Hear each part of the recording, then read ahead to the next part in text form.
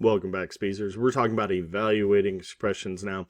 Really, remember, evaluating just means that we're solving an expression, so there's no equal sign, and we're solving when there is an equal sign.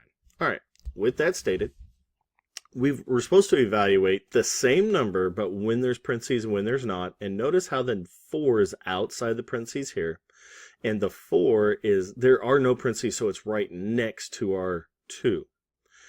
All right. Remember when I said in example 2, we're going to be talking about how parentheses matter. Here we go. We're showing that to evaluate -2 to the 4th, we are going to have to write down our -2 with all of our parentheses. Then we're going to multiply them.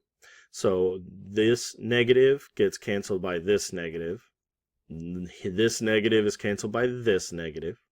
So really our problem is just 2 times 2 times 2 times 2, which is 16.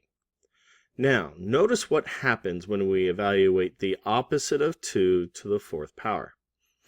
And notice how I read both of these different. They are not both -2 to the 4th. A can be read as -2 to the 4th, and B is read as the opposite of 2 to the 4th. What we notice with that is because there's no parentheses to begin with, there's actually invisible parentheses around the 2 and the 4.